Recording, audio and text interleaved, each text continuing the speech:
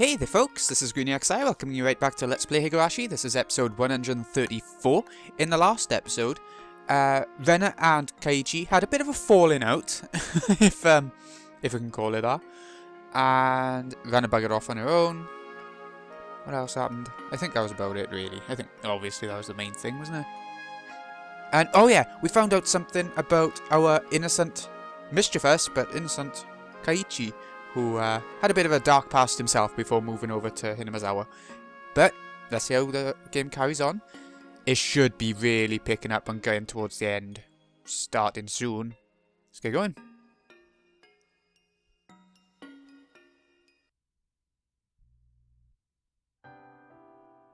Okay, nope, school. At lunchtime the next day, everybody in class was talking about Rena's disappearance. We were all worried about her safety, but I kept a safe distance from everybody else. I do wonder where she went. Someone said that she was demoned away. How can they say such things? I can't believe their nerve. Keiichi-san, you look down today. Don't blame him. Meep. Sadako and Rika-chan noticed something odd about my attitude. I couldn't sleep at all last night because of what Rena told me. Friends don't keep secrets from one another. That sentence bit into my heart, and I couldn't sleep because of the pain. Mion? Sadako and Rika-chan too. I have something I need to talk to you about. Is it about Rena? No, it's not. It's about me. I decided to tell them about it because they were my friends. But I didn't know what I was expecting to change by doing so. They might despise me. Was there any benefit in telling them? No, there wasn't. I knew that for sure. But I still wanted to tell them about it, just because I thought it'd heal the pain I was feeling. What's this about, Keiichi-san? Well, it's the truth about myself. There's probably another place to be doing that. Anyone could listen in and hear about your nuttiness. I'd appreciate it if you listened to me. It's about what happened to me before I moved here. I was the kind of guy who wasn't good at anything but studying. I learned the tricks of the game called studying at my cram school. I enjoyed the sense of superiority I felt by getting good grades. I kept studying just because I wanted to look down on the other students. When my grades got better, my parents got happier and my teachers praised me. I felt good. It was fun to look down on the students who were good at running, dodgeball, swimming. That was the only reason I kept studying.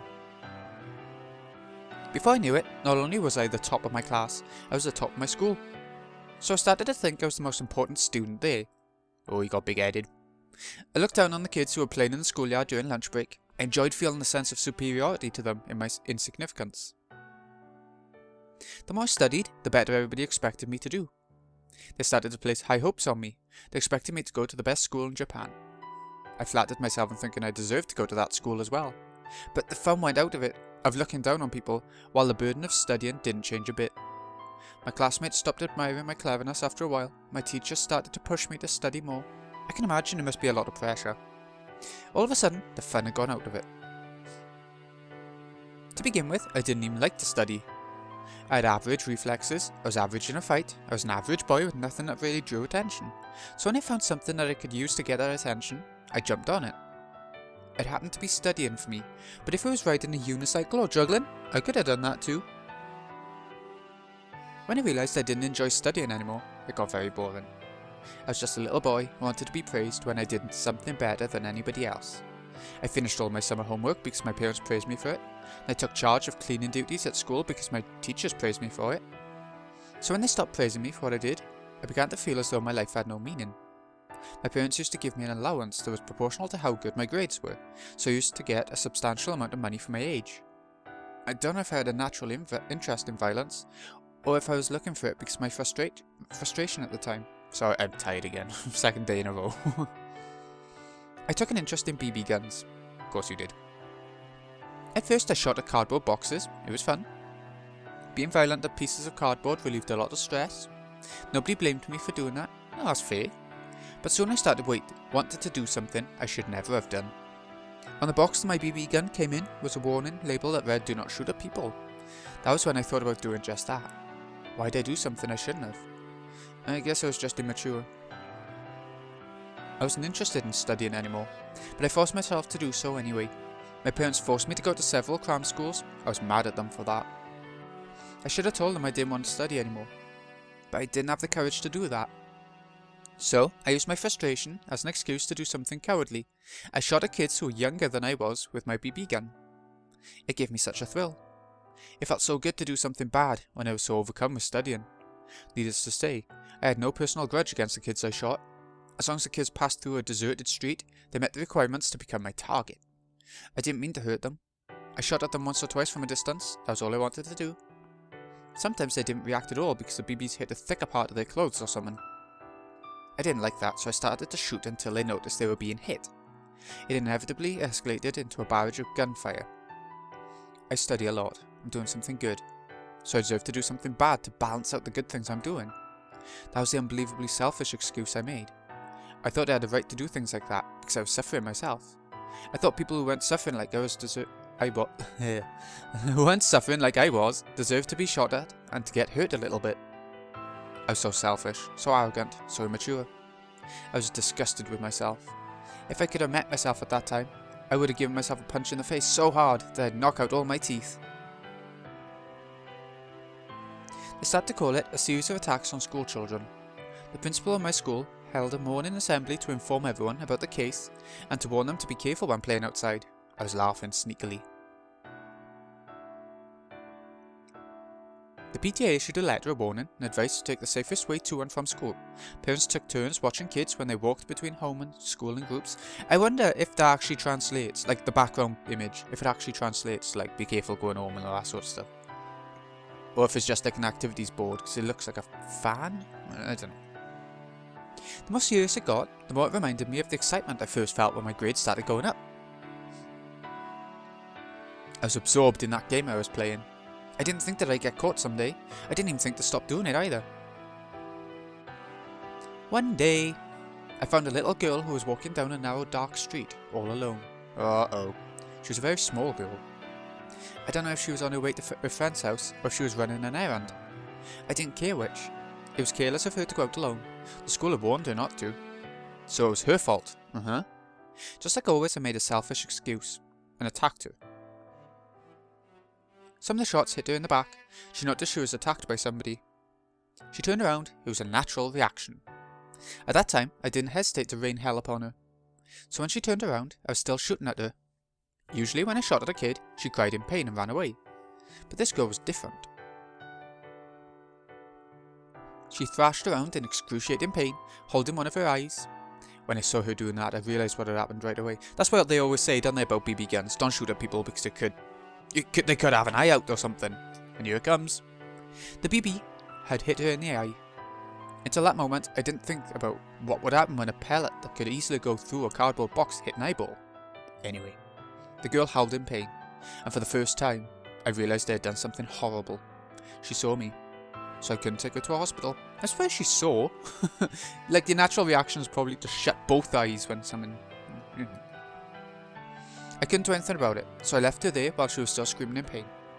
I wondered if she was okay, and I worried that she had lost her eye. I kept thinking about her, and I didn't even feel like eating that day. I went to the bookshelf in our living room, snuck a medical book to my room, and studied the structure of the human eye. It was too late to make a difference, but I studied what kind of injuries would make a person lose their vision.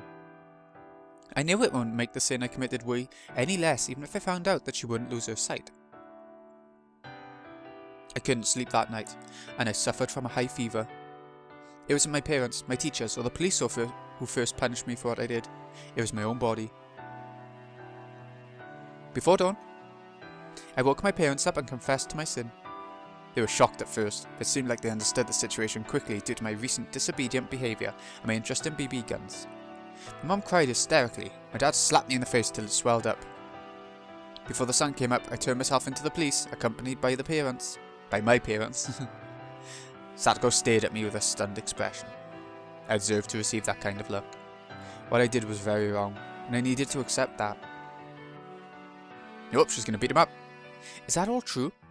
Yes, it's all true. I'm sorry I didn't tell you until now.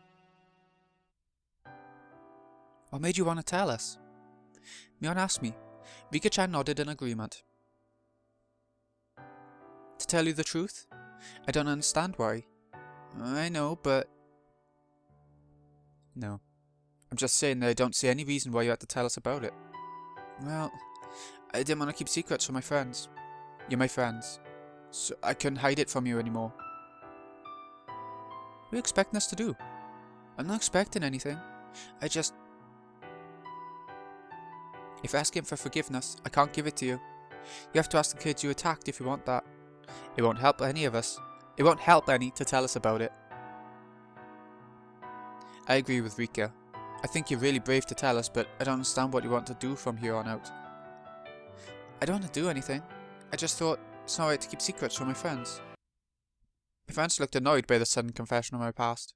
I took it as bitter medicine. I got what I deserved. Kai-chan, I have a question. Uh-huh. Why can't friends keep secrets from each other? What? I mean, that's what you're saying, but... I really don't agree. I don't agree either. Me and Rika-chan obviously disagreed with my statement. Satoko nodded, following suit. I don't think it's wrong to refuse to tell people things you'd rather not. We all have lots of things we don't want to tell anyone else about, like tragedies, mistakes, other things you don't want to remember. If I'd have to tell someone everything to be true friends with them, I wouldn't want to have them as my friends at all. You know, this I agree with Kaiichi about, actually, and I'm Rena, you know.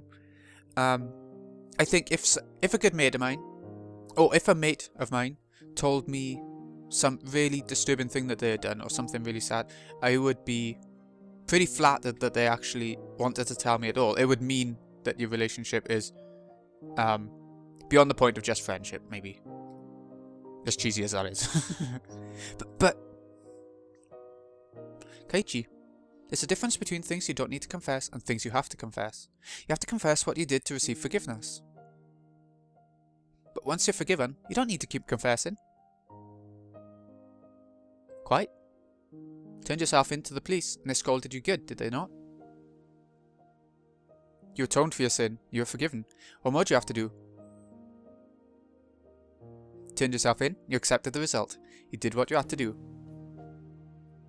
It's very important that you keep reminding yourself of your sin, so that you won't make the same mistake again. But you only have to take care of that on your own. It's not something you have to confess to everybody. That's very true. I have many embarrassing stories that I'd rather not tell anyone. Meep. Sadako does have quite a lot of them. For Sadako. It's not only me. Rika has a heap of them too. Meep, meep, meep. I wonder where she got Meep from. Did she just watch some sort of anime or something? Satsuko and Rika-chan fooled around with each other like they always did. Mion looked at them, and then looked back at me. Satsuko just said something very important. Did you get it? You mean the part where she said she has a dark past that nobody needs to know about? No. The bit after that. She's saying that everybody has something they'd rather hide. Considering that nobody grows up in a sterilized room, we all learn by trial and error. That's called life, you know. You do both good things and bad things in order to grow up. Your goal is to become a wonderful person by the end. Everything that happens is a very important experience, including both the good and the bad. The same goes with everybody, with Satoko, Rika-chan, and me too. The same applies to everybody in this class. For example, me used to be a very bad girl. Meow meow. Did she know? I'm not proud of it or anything. Oh, the damn wars they're probably talking about. But shooting at people with a BB gun's like nothing compared to what I did. I used to throw bricks at people. I can't even count how many times I ended up in a cell at the police station. God. During the damn conflict, I was a regular there. I'm not kidding, it's all true. But it happened in the past. And she doesn't have to tell you about it. Even though she's your friend. Even though she's my friend. I made a lot of embarrassing mistakes and committed some crimes too. But I don't tell you about them, because telling you wouldn't help in any way.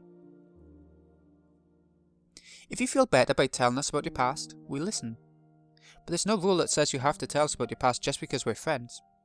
I don't want to dig up a past that you don't want to talk about. That's what true friends are all about, I think. I agree with you, but... We're happy if you feel better now by telling us about your past. We can forget about it if you want us to. We'll never change the way we see you because of this. What you did in the city has nothing to do with who you are right now. You're a precious friend to us. I actually don't want to know about your past, to be honest with you. I agree with Rika. The same thing goes the other way around. Even if you did something great in the city, but if you're a nasty person here, I wouldn't care what great things you did back then. No, that's true. That's true. If you're a twat, you don't want to get to know someone just because they didn't used to be, do you? They can always reform themselves and become good again, then you might want to know them. But in other words, Kai-chan, the sin you committed in the city is something that you should keep secret in your heart. You don't need to dig it back up just to tell us. I mean, you can if you want. And if anybody changed the way they saw you because of that, I'd look down on them. No matter what happened in the past, as long as you're a great person at present, you shouldn't be embarrassed of yourself. Am I wrong?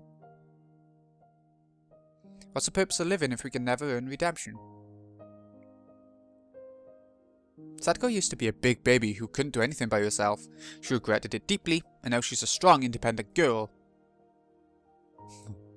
That's why I admire Sadako today. I don't care how weak she used to be. Rika. What about you, Kai-chan? You gonna change the way you see me because you now know I used to be a very bad girl who was a regular at the police station? You won't, will you? I am who I am. Our friendship won't change and we'll keep playing and laughing like we always do, right? That's what being friends is all about. What? What? What's going on? Miona's trying to cheer me up with an encouraging smile on her face, but her expression became distorted all of a sudden. Big teardrops fell from my eyes. What? Why? Am I crying? You wanna be a cicada? Let me just say this. I didn't know anything about Satoshi. Because you all hid it from me. We didn't mean to hide it. You didn't tell me about the incidents that happen every year, right? This is coming back from the first arc, I know, when Keiichi was going mad because they didn't tell him the secrets. Or, you know, when he was going paranoid and everything. That's because we didn't want to, you didn't want to scare me. Just because of that, you left me out? No, we didn't mean to. Mion didn't know what to say. She had tears in her eyes. She thought she did me a favour. She didn't know why it turned out like this. She didn't want to make me scared of the village, since I'd just moved here. What more reason did she need? I asked you before, Mion, if there was a crime at the damn construction site. You told me there was none. But there was a dismemberment lynch murder. You lied. I'm sorry. I didn't mean to lie to you. I thought friends didn't hide things from each other, right? So that makes us not friends. Exactly what Rena said, isn't it? Or very similar wording, if not. What are friends? What are friends? What were friends to me? They were my true friends. They really cared about me. They were so nice to me and helped me feel at home in this village. I couldn't have been happier. Everything was great, wasn't it? Kai-chan, please don't. Mion seemed like she didn't know what to say. Her eyes looked moist. It was hard to believe she was really acting like this. It wasn't like Mion at all. I could feel her pain. She was in pain because she didn't know what I was blaming her for. She looked so sad, but I didn't notice her pain. I thought it was her friend. I didn't understand her feelings. I didn't trust her. I just used the word friends, but I didn't do anything like what friends were supposed to do. That's right, I was such a fool. Mion was Mion. She was my best friend. Why did I doubt her? Why? Kai-chan looks down these days. He just moved here from the city. I guess the fatigue must be setting in. He probably caught a cold as a result. I see. Then he needs to eat something nutritious. My grandma's making ohagi today. I'm gonna ask her to give me some so we can bring them to Kai-chan. Oi, Mion, wash your hands first. Hello, Rena-chan. Would you like to try making one too? That looks like fun. Yes, I'd love to try. Here we go. I have a great idea. What is it, Mi-chan? What's that little bottle? What is it? It's not fun to only have sweet ohagi, you know? Let's put hot sauce in one of them. It'll wake him up for sure. Yeah, you little shits. That's right, that's what happened. They brought a Huggy for me to help me get better. They only tried to cheer me up. Why did I get so scared of them?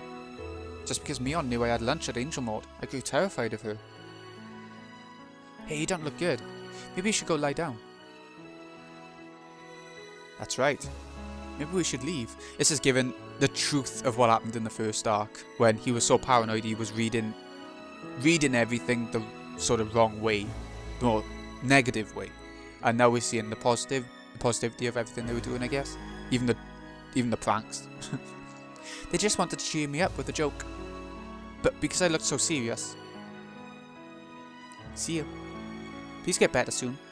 I hope we can hang out in the club together tomorrow. That was a normal way of saying goodbye. I don't want you to be absent from school tomorrow, okay? You read that as, I'm gonna be waiting for you. First of all, have I ever visited any of my classmates who were absent with a cold? No, I haven't. I've never done such a nice thing to anybody because it's too much of a bother. But they did that for me. I understand visiting a friend in a hospital, but I just caught a cold. But they came to visit me with a Huggy so that I could get better soon. I should have been thankful to them and said, I'll get better soon, and I'm sure I can come to school tomorrow. So I'll see you then. That was what I was supposed to say. But what did I do instead? I locked the door. I closed the door and locked it as if rejecting them. What was I so scared of? What was I so afraid of? Why didn't I say any words of appreciation to my friends who cared about me? I was just so scared of the ohagi they brought for me. What was I thinking? It was impossible that there was a needle in one of them. Ah, yeah, the needle in the mochi, wasn't it? Ohagi? I thought it was mochi. No, okay. There wasn't actually a needle at all. It was all in my head because I had read some manga about someone putting needles or razor blades in people's food. It scared me so much that I believed it could also happen to me. For some reason, I thought there was a needle in the ohagi. You're so stupid, Keiichi. Why would your friends put a needle in food they only brought to you to make you get better? It was crazy to think like that. Even if there was a needle in one of them, I should have thought that it was some kind of mistake, and I should have believed in my friend's innocence. That's what a true friend would do. But what did I do? Pound. Splatter. Smash. I threw the ohagi that they spent so much effort making on the floor. Why? Why did I do that? I got along so well with them. I moved to Hinamazawa and I made friends for the first time in my life. They were my best friends. Meeting them was the most wonderful experience in my life. I'd probably never have another one like that for the rest of my days. I knew that, but I got scared and I doubted them. They noticed that I was acting odd. That's why they called the manager Irie.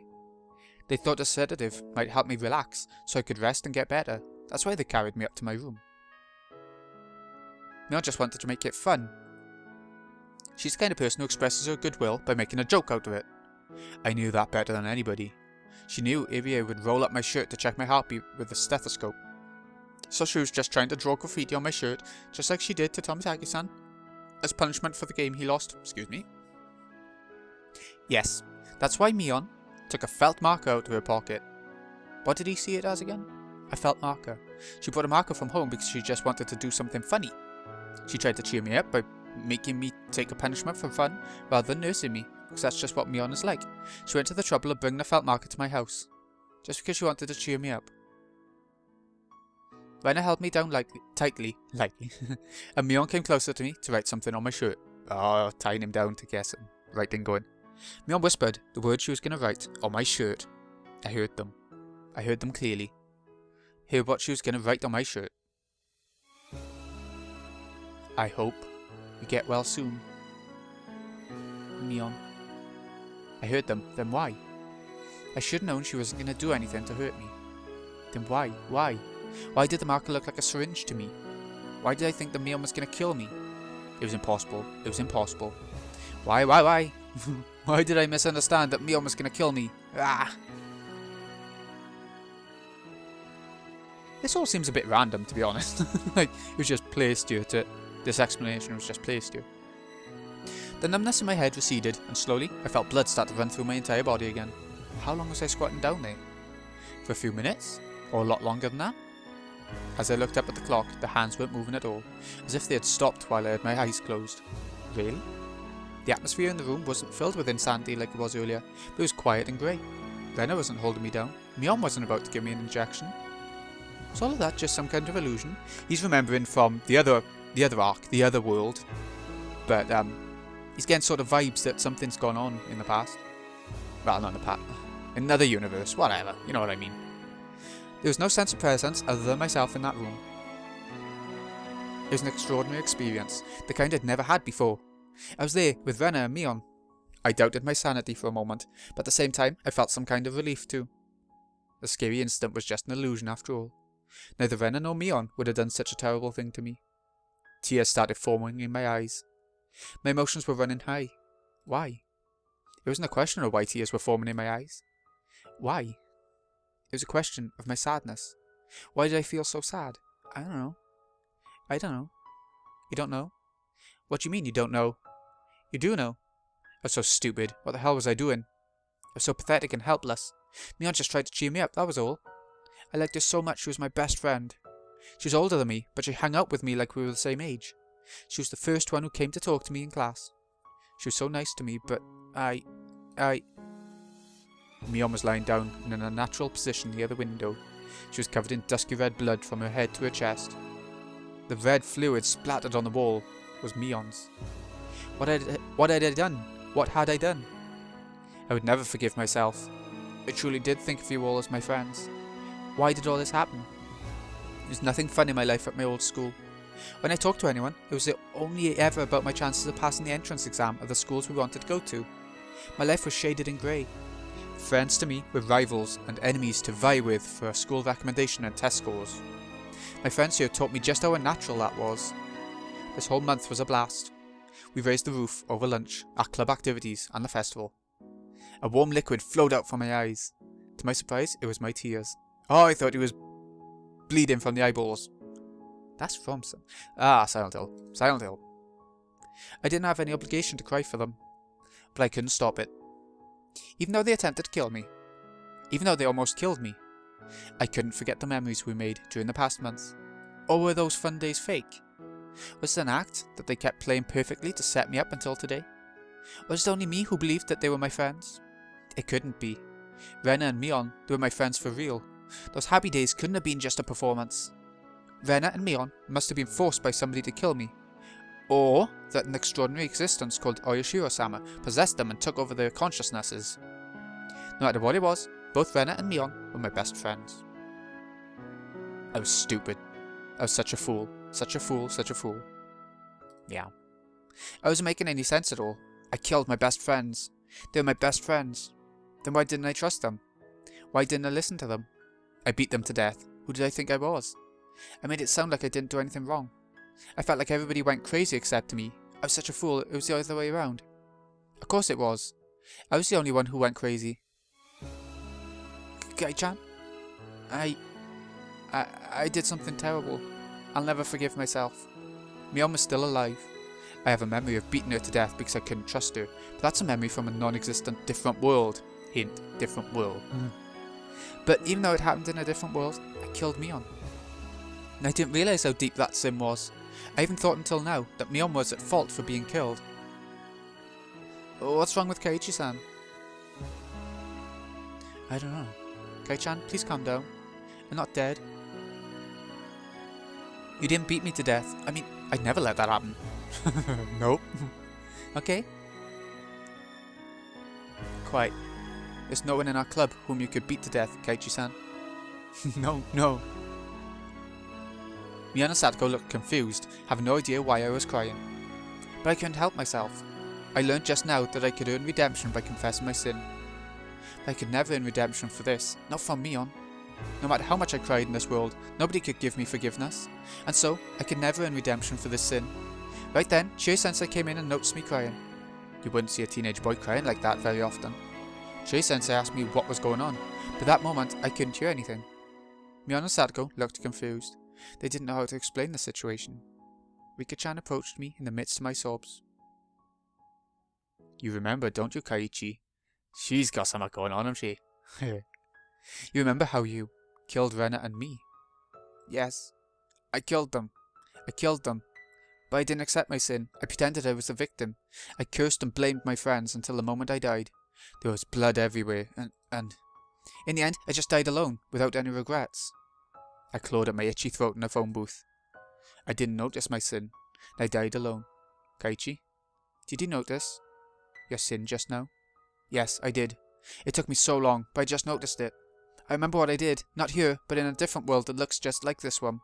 I killed my friends because I couldn't trust them. They were just trying to help me, but I didn't listen to them. I don't know why I didn't. I didn't care if people were staring. I just kept crying. I wanted to transmute my sin to tears in order to squeeze it out of me. I wanted to transmute... Oh.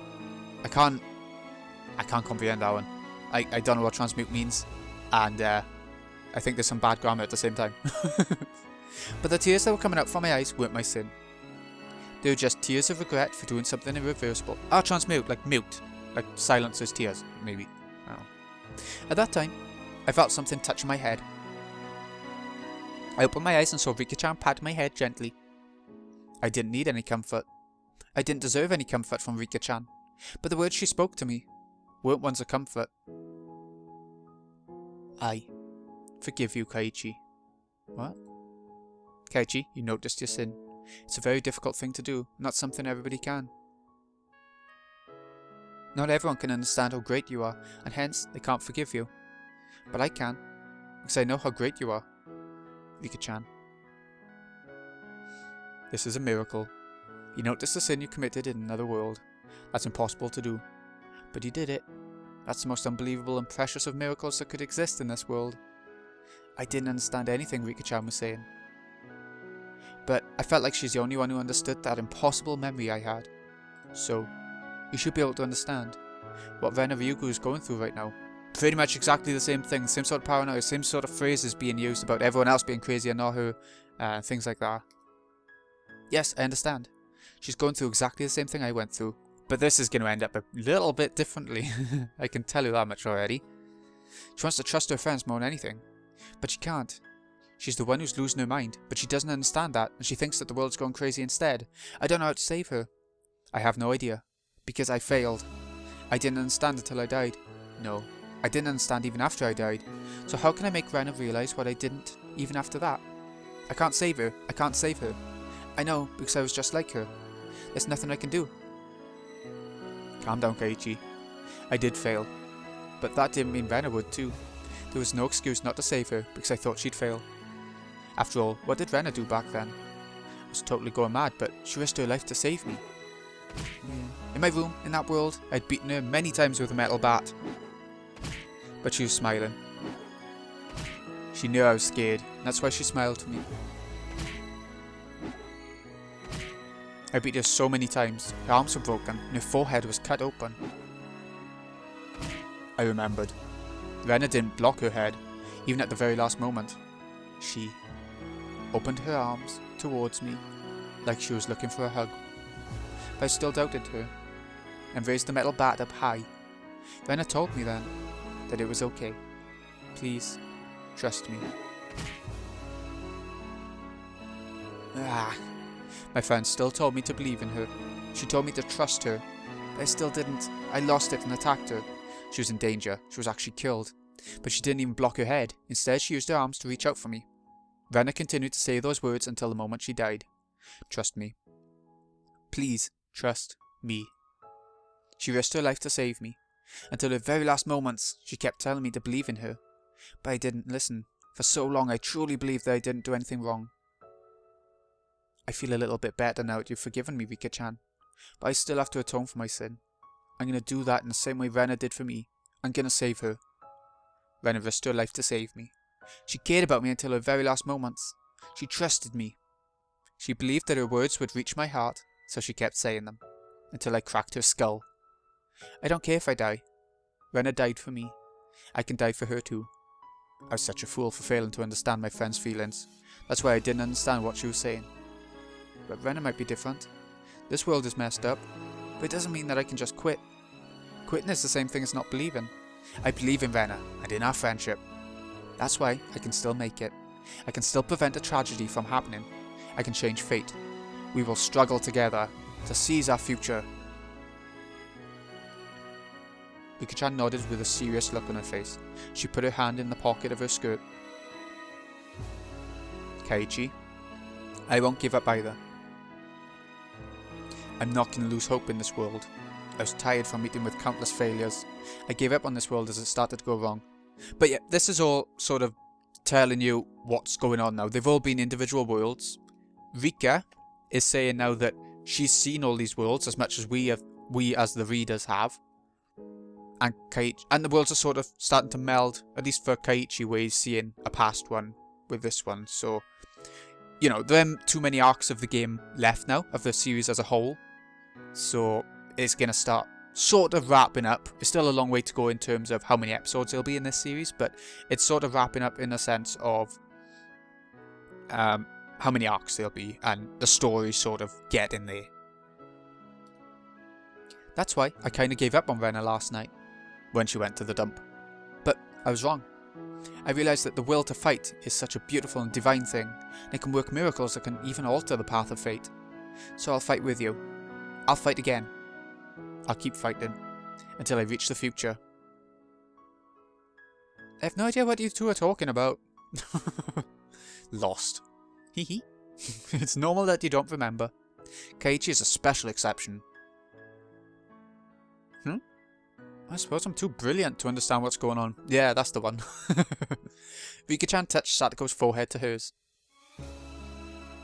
But please remember one day, when you're desperately driven into a corner of misfortune, please remember that he risked his life to save you.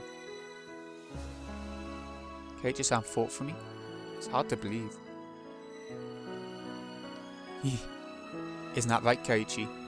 Rika-chan looked at me, smiling as if waiting for my agreement. I wasn't sure if I could risk my life for Satoko.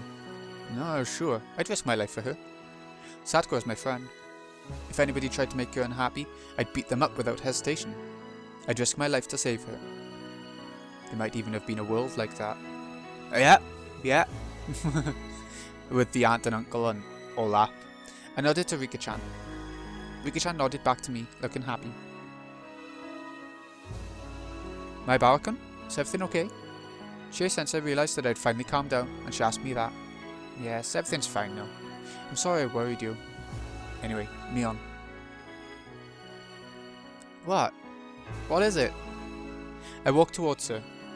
Mion stepped back, not knowing what was going on. She bumped into the blackboard. What is it, Kai-chan? You look so serious. I held Mion tightly. She still didn't know what was going on, and her face turned red. Crying on her shoulder, I told her the following. I'm sorry. I'm so sorry. What? What are you sorry for, Kai-chan? This old man doesn't really get what's going on. It's okay. You don't need to get anything. So just listen to me. I'm very sorry, and the ahagi you made? They were really good. They were delicious. They cheered me up.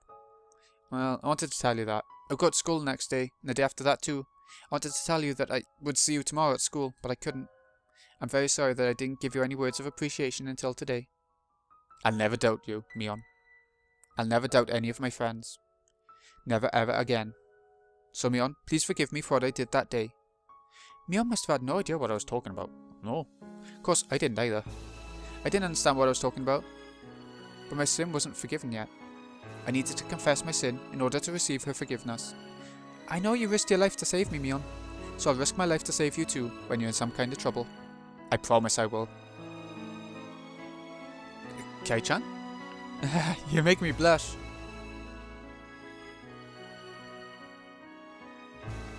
Mion's face was bright red. She didn't know what was going on. Sadako was blushing too, with a confused look on her face. But Rika-chan and I understood everything. We weren't going to accept the tragedy. We couldn't give up just because the world was going out of order. We were going to fight against fate to the very last moment. Mion fought for me. Rena fought for me. That's why I was going to fight for Rena. Just like she did for me. I was going to risk my life to save her. That was such an important little section. And that must mean we're getting to the end of this this arc, I would think. Okay, so we're going to end things off there after such a massive revelation for Kaiichi and Rika. Rika's always been a sort of background character to me, a lot of the time throughout the arc, throughout the series. But she's about to come into her own as a character more. And I've always liked her as a character even before this, so I love that they made her more important. So, anyways, this has been Greeny XI. Hope you've enjoyed. Thank you so much for watching. I'll see you again in a bit when we carry on with the chapter. And, well, I'm not really sure where it's going to go next, but we'll see. Thanks again for watching, folks. See you again in a bit.